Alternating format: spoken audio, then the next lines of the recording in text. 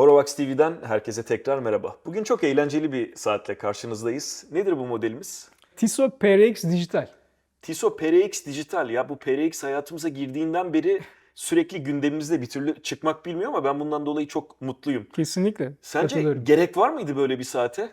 Yani aslında bunu Doruk gereklilikle pek açıklamamak lazım. Sonuçta bunun gerek olmasından ziyade yapılabiliyor olması bizim her zaman daha çok hoşumuza gidiyor. PRX hakikaten tanıtıldığı günden bu yana bence veya pek çok bu konuda otorite diyebileceğimiz insan tarafından da aynı şey söyleniyor. Fiyat performans olarak hala yenilmemiş namağlup bir saat. Zirvede. Öyle söyleyeyim, zirvede bir saat. Pek çok versiyonu çıktı. Quartz olarak var, kronografı çıktı. Otomatik modelleri 35 milimetreye de artık geldi. Yani çok geniş, çok zevkli bir ürün grubu oldu. Ben çok seviyorum. Açıkçası bir sonraki hareketi dijital bir saat olarak hiç beklemiyordum. Bayağı bir ters köşe yaptı diyebilirim Tissot bizi bu konuda. Gerçi bazı duyumları almıştık ama saatler elimize ulaşmamıştı. En azından teaser fotoğrafları ve basın bülteninde gelmemişti. Bugün saatlerin tamamı Orovax ofisine geldi stüdyomuzda ve biz onları konuk ettik. Bir süredir de kullanıyoruz, takıyoruz. Benim kolumda 35 milimetrelik altın olan model var. Senin kolunda 35 milimetre çelik olan model var. Açıkçası ben saati çok beğendim. Çok hoşuma gitti ve hakkında anlatacağım şeyler var. Şimdi sen hakkında anlatacağın o engin bilgilerini bizimle paylaşmadan önce Tissot'un bu dijital devrimiyle ilgili biraz bilgi verelim istersen. PRX'in geçmişle olan bağlantısı, günümüze olan aktarılışı bugün muazzam başarılı bir sonuç elde etti. Bu Bence de konuda mükemmel. kimsenin bir şüphesi olduğunu zannetmiyorum. Kesinlikle. Dijital ekranı, dijital bir saat modülünü bu saate eklemek herhalde biraz daha hem o 70'li belki biraz da 80'li yılların LED ekranlı özellikle Doğru, saatlerine doğru. bir gönderme. Bir de bu PRX'in biraz daha böyle genç nesle olan ulaşma çabası olarak nitelendirdim ben bunu. Çünkü ilginçtir ki özellikle yani ilk saatini almak ya da işte lise, üniversite çağındaki genç arkadaşlarımızın Doğru. şu anda dijital ekranlı saatlere muazzam bir ilgisi olduğunu fark Kesinlikle ettim. katılıyorum. Bu da hep işte biliyorsun yani Japon üreticilerle daha çok özdeşleştirilen bir Doğru. durum. Bir İsviçreli'de ve fiyat performans oranı dediğin gibi yüksek bir İsviçreli'de bu tarz bir yaklaşım yakalamak hoşuma gitti.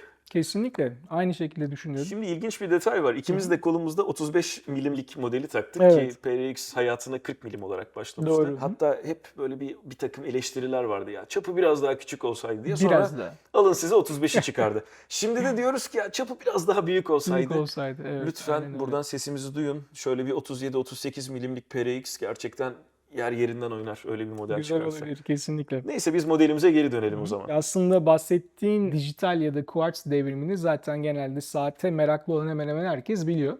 1969 senesinde ilk pilli saatin çıkmasıyla birlikte quartz devrimi başladı. Tabii bu devrim aslında İsviçre saat sektörü için oldukça yıkıcı bir devrime dönüştü, harekete dönüştü. Çünkü quartz çok çabuk yaygınlaştı. Yüksek hassasiyetli zaman tutma kabiliyeti, üretimindeki bazı kolaylıklar, görece uygun fiyatları onu çok çabuk bir şekilde adapte olur hale getirdi müşteriler arasında, saat kullanıcılar arasında.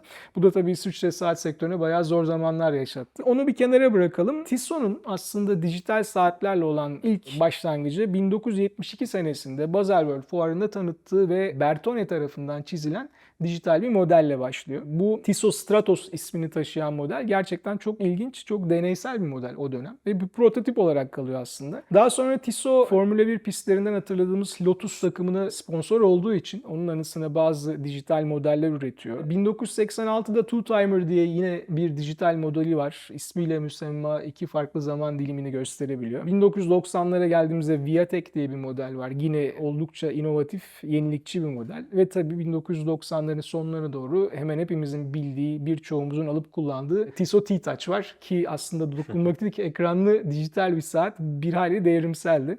Dolayısıyla Tissot'un aslında bu devrim niteliği taşıyan quartz ve dijital oluşumlarıyla, konseptleriyle, bu kavramlarla oldukça eski ve güçlü bir bağ var. Bugün bu bağın günümüzdeki en güzel örneklerinden birini bileklerimize taşıyoruz biz de. Peki, şimdi biraz teknik özelliklere girelim istersen saatimize özgü. Ben bu saate baktığımda kadran ve mekanizma hariç standart Tissot PRX'ten Doğru. herhangi bir farkla karşılaşmadım. Doğru, aynen öyle. Ölçüler aynı, ağırlıklar, hissiyatlar hemen hemen Kesinlikle. aynı. Bilezikte benim sürekli olarak eleştirdiğim hassas ayarın bulunmaması yine aynı şekilde devam ediyor. Yani bir tam ve yarım baklalar söz konusu.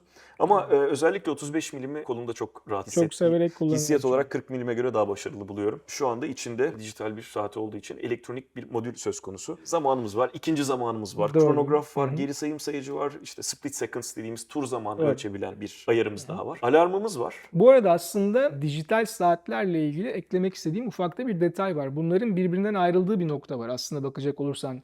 LED olanlar ve likit kristal ekranlı modeller. LED yapısı gereği zaten ismiyle müsemma kendinden ışıyabilen bir diyot. Doğru. Yani bir elektrik kaynağı ve bir entegre vasıtasıyla PCB üzerine, baskı devre plaketi üzerine eklenen modüller bunlar. Tabii bunu neden anlatıyorum? Bildiğimiz klasik eski LED saatlerin hepsi renkli saatler ve siyah koyu renk camlarda gözüküyorlar. Koyu renk cam kullanılmasının nedeni o camın şeffaf olması durumunda altındaki entegre ve baskı plaketinin gözükecek Hiçbir olması. şekilde gözükmesin. Dekoratif olması açısından siyah bir zeminde renkli kullanılınca gerçekten çok güzel ve her ortamda okunabilen bir saat ortaya çıkmış. Likit kristal displaylere geçtiğimiz zaman ise burada herhangi bir renk olmadığı için bunu gece okuyabilmek amacıyla mutlaka bir ışığa ihtiyaç duyuluyor. Arasında böyle bir fark var. O da saat 10 yönündeki butonu basılı tuttuğumuzda böyle hafif morumsu, güzel bir Mavimsi, backlit. morumsu. Evet, arkadan gelen bir ışık söz konusu ve son derece net bir şekilde saati bu şekilde görebiliyoruz. Şimdi burada şu detay hoşuma gitti. Bunların iki çeşidi var biliyorsun. Bir tamamen arka planın aydınlatıldığı, Evet. bir de yandan küçük bir LED'in olduğu, yardımcı doğru, olduğu. doğru, Böyle. he. O ikinci taraf birazcık ucuza kaçmak gibi oluyor. Kesinlikle. Dolayısıyla burada da yine TISO kalite Evet. farkını ortaya koymuş. Ben arkadan aydınlatmalı yani bu backlit display'i gayet beğendim. Son derece net gözüküyor ve bence seçilen ton da bu arada saatin retro karakterine yakışıyor. Ne dersin? Başarılı. Saatin ışığı hakkında konuşuyoruz ya. Bunlar Evet. aslında teknolojik olarak çok kolay ulaşılabilen bir takım gelişmeler. Dolayısıyla bence genel olarak verdiği hissiyat, yani o retroyla dijital teknolojileri bir arada sunabilmesi saatin genel karakteriyle çok uyumlu ve hoş bir hava yaratmış. Katılıyorum. Belki dediğin gibi üretimsel açıdan basit detaylar olabilir ama ben eminim TISO'da birileri doğru renk tonunu bulabilmek Ona için eminim. kafa yoruyor yani kesinlikle. Biz Bu burada bundan İsviçreliler, evet. bahsediyorsak onlar eminim bundan çok daha fazla bahsetmişlerdir. Oradan Yani. biri çıkıp biraz daha mavi yapalım, hayır daha beyaz olacak falan diye konuşmuş Kesinlikle, olabilirler. Doğru. kesinlikle. Hadi ben biraz daha o zaman teknik bilgi vereyim. Buradaki Peki. bu 7 segment, yani 7 segmentli ekran enerji tasarrufu sağlıyor LED'lere Güzel. kıyasla. Dolayısıyla pil ömrü çok daha fazla. Hatta LED ekranlı saatlere baktığında çoğunlukla kendini bir güç tasarrufu modunda hayatını sürdürür. Doğru. Siz bir doğru. düğmeye bastığınızda o ekranın parlaklığını biraz daha artırırsınız saati evet. rahatça okuyabilmek için. Şimdi çelik kasamız var. Bir de senin özellikle çok sevdiğin Evet. sarı PVD kaplama altın görünümlü bir kasamız var. Doğru. Çelik modellerde de ben iki farklı kadranla karşılaştım. Bir tanesi siyah renkli, bir tanesi de gümüş renkli. Evet. Gümüş renk dediğim gayet ayna gibi. Yani saatin Doğru. kadranına baktığımda suratımdaki detayları dahi görebiliyorum. Bu arada kullanıcı kitlesi hakkında bazı detaylar verdim biraz önce. Ona da bir ekleme yapmak istiyorum. Dediğin doğru. Genç nesil sonuç itibariyle dijital saatlere hala çok meraklı. Bizim gençliğimizdeki ya da çocukluğumuzda olduğu gibi aslında çok da değişen bir durum söz konusu değil. Bunun yanında akıllı saat kullanıcılarıyla ilgili fark ettiğim bir şey var. Genelde seçtikleri ekran görüntüsü hep en basit, en sade dijital saatler. Fark ediyor musun bunu bilmiyorum ama ben genelde akıllı saat kullananlarda, Connected Watch kullanan kullanıcıların ekranlarına baktığımda genelde sade ekranlar görüyorum. Yani pek çok bilgiyi aynı anda sunan ekranlardan ziyade sade bir saat ekranı kullanmayı seviyorlar. Bu da olabilecek en sade LCD ekranlardan biri olduğuna göre bence bunun da sevilmesi çok da garip bir durum olmaz diye düşünüyorum. Ya başarılı bir kombinasyon gördüm. Hem böyle işte o vintage retro akımının Evet. tasarımsal detayları. Hem yine aslında o yılların teknolojisinden gelen bu dijital gösterim ama bunun yine modern bir takım detaylarla bezenmiş hali. Ya bu biraz da böyle akıllı saatleri bir başkaldırı gibi değerlendirmemek lazım. Çünkü Yok, onun için düşünmüyorum. bambaşka kategoriler. Şu anda insanların tarzları da biraz daha sadeleşmeye doğru gidiyor. İşte çaplar küçülüyor, saatlerden bahsediyorum. Komplikasyonların gereksiz olanları, günlük hayatta karşılık bulamayanları biraz daha hayatımızdan Doğru. çıkıyor ki alım gücümüzün sürekli olarak maalesef düştüğü şu günlerde Evet. bu saatin işte 10 bin liranın biraz daha üzerinde olan liste fiyatı ki bu video yayınlandığında veya bir süre sonra ne seviyelere ulaşacağız maalesef bilemiyorum. Ne yazık ki evet. Peki saatle ilgili değiştirmek istediğin detaylar var mıdır?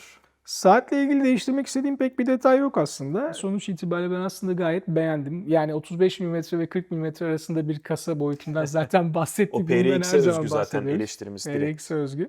Aynen öyle. Ben kolumdaki modelden memnunum. Bu arada sanırım 40 mm ile 35 mm arasında bir tercih yapacak olsaydım 35 mm olanı alırdım. Aynı fikirdeyim. Hem Evet. çok güzel durduğunu düşünüyorum hem de eşim de kullanabilir şeklinde kendime ekstra bir motivasyon sağlıyorum. Böylece saati alma konusunda daha çok heveslenebilirim diye. Aile ekonomisi için küçük Kesinlikle. çaptan Aynen tercih öyle. yapalım. Bu şekilde düşünüyorum. Bunun yanı sıra çok sevdiğim bir diğer özellik de bu saat de 100 metre su geçirmez. Bence güzel bir özellik. Ben saatlerle denize girmeyi, yüzmeyi yüzmeyi, onları ıslatmayı seven bir adamım ve her zaman su geçirmezlikle ilgili 50 metre ve üzeri saatler benim için bir adım önde olmuştur. Dijital PRX'in de 3 tane butonuna rağmen bu seviyeyi, bu değeri verebiliyor olması benim çok hoşuma gitti. Özetle bakacak olursak ben dijital PRX'i PRX model ailesi açısından çok başarılı buldum. Aynı zamanda görece ulaşılabilir bir fiyata retro görünümlü İsviçre malı 100 metre su geçirmez ve çelik entegre bilezikli dijital bir saat bulmak neredeyse mümkün değildi.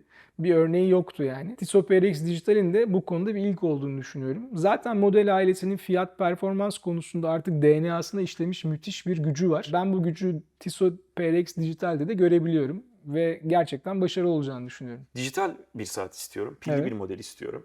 Bu vintage retro esintilerden, bu akımdan faydalanmak istiyorum. Ve aynı zamanda kaliteli bir kasa ve bilezikle de bunu tamamlamak istiyorum. Kesinlikle. Kaliteli bilezik çok önemli. Şimdi bütün bu detayları bir araya getirdiğimizde başka bir alternatifimiz kalmıyor. Kalmıyor. Çünkü evet, muadili olarak nitelendirebileceğimiz bu tarz işte hissiyatı size sunma vaadiyle piyasaya çıkan birçok markanın birçok modeli mevcut. Ama hiçbiri bunun Tissot PRX dijital seviyesinde bir kalite ve hissiyat sunmuyor. Bir detay daha var. Bu özellikle erkek kullanıcıları ilgilendiriyor. Bu kategorinin ucuz versiyonlarında kıvırma baklalı bilezikler kullanılıyor. Ve bu kıvırma baklalar acayip bir şekilde kıl çekiyor. O yüzden solid dediğimiz yani yekpare metalden işlenmiş baklalara ihtiyacınız var ki bileğinizde bir konforsuzluk yaşamayın. Tabii. Tissot PRX bu konuda herhangi bir problem yaşatmıyor. Denendi, onaylandı. Güzel. Süper. Yani genel itibariyle biz saati gayet beğendik. Evet. Hatta ben ciddi almayı düşünüyorum. Bakalım diyelim. Peki.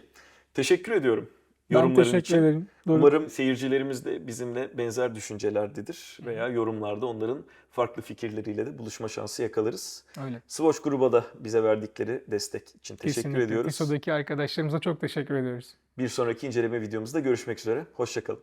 Görüşürüz. Hoşça kalın.